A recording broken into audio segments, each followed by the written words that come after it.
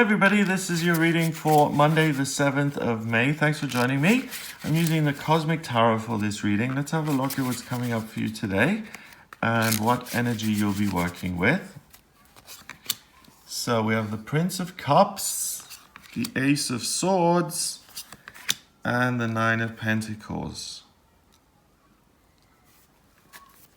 Right, so the Prince of Cups is like the Knight of Cups. He's extreme in his feelings and he's managing and becoming wiser when it comes to managing his emotions so that he can live a better life.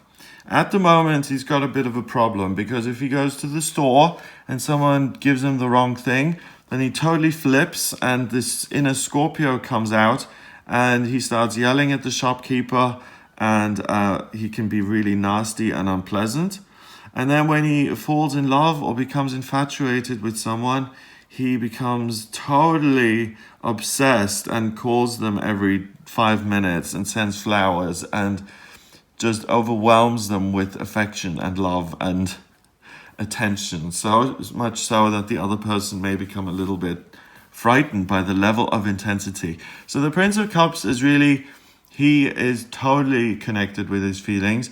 And his feelings take him on a roller coaster ride of ups and downs and major highs and lows.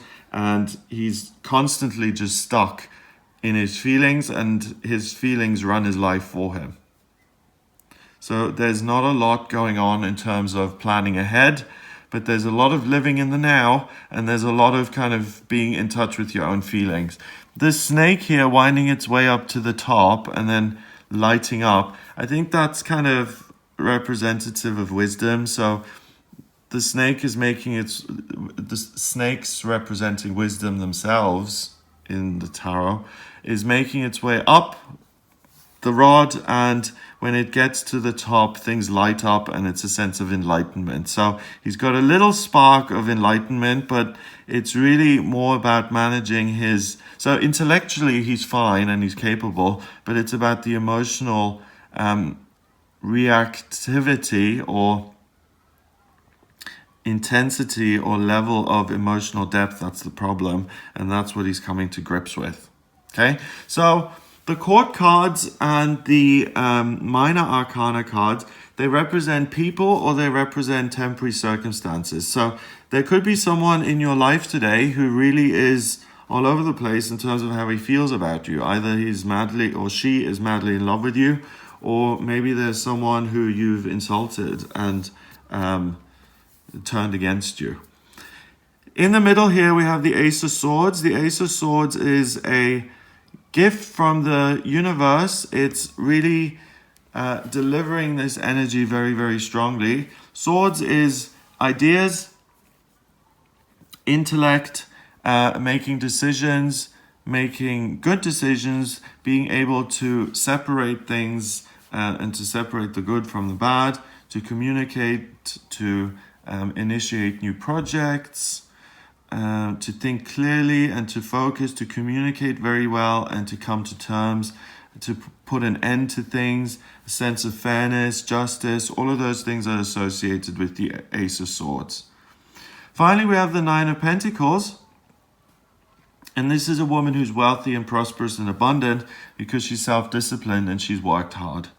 So we've got something interesting here today. We've got you either feeling really emotionally overwhelmed by what's happened over the weekend and you go into the week just feeling things completely.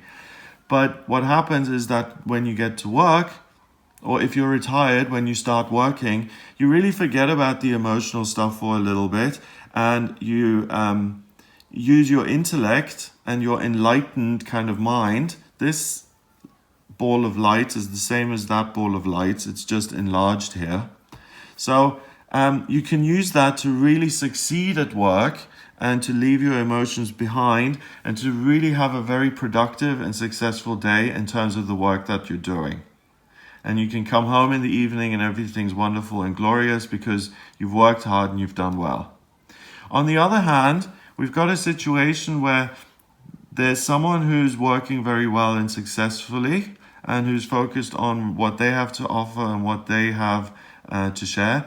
And then there's someone lurking in the shadows who's kind of jealous of that person and who wants to sabotage them, and who uses their sneaky ideas to kind of make things worse for this person. So by spreading rumors or actually sabotaging someone's work, there's that potential in the air as well today. So if you find yourself doing things which are kind of underhanded or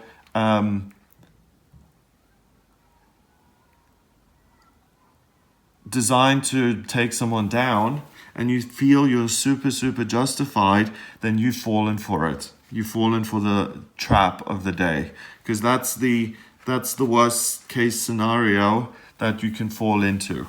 So if you find yourself doing stuff like that, or spreading rumors or being dishonest, whatever, then realize that you're doing it. First of all, stop yourself from doing it, and instead use your intellect and your ideas to focus on something that you're working on and be really productive instead. Because justified anger can really take you to a place where you're taking actions which are really just as unpleasant as the person you're angry at, but they seem justified because you're the one who's doing them. So if someone's really humiliated you and treated you badly, then you may feel that it's okay to go around town and to spread horrible rumors about that person, but it really isn't. Tit for tat doesn't make everything okay. Two rights don't make a wrong, and there's the potential to grow emotionally by saying, just because emotionally something's bubbling up inside me doesn't mean I need to act on it.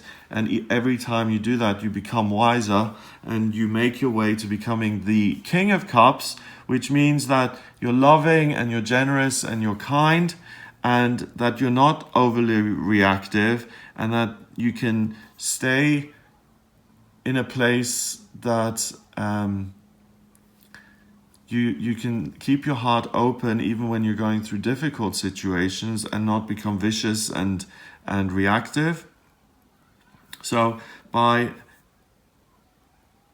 getting yourself back onto the right track, if you've got off track, is a really good learning experience for you that's going to serve you, and that will help you be more productive in your own life and to focus more on what you can do rather than comparing yourself with other people. It's a bad idea and is never going to make you happy anyway. Number wise, we've got a court card which is 1, an ace which is 1, so that's 2, and 9 is 11.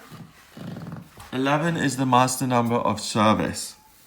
So by recognizing this behavior in yourself and not taking negative action towards other people, obviously you're being of service in a very slight way by simply not harming another person. So you're helping them by resisting your own negative urges.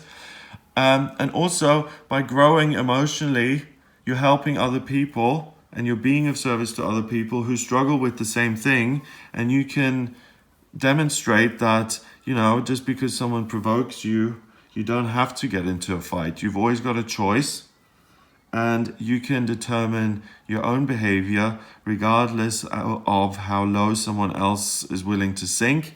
You can always react the way, you can react based on who you really are and how you feel. You can't blame anyone else for your own reactions. You've got control and power over those. So I hope you have a great start to the week. If you would like a private reading with me, then please get in touch via my website. It's gregoryscott.com. Click on the readings tab to order your reading. In my personal readings, I use astrology, tarot, and numerology.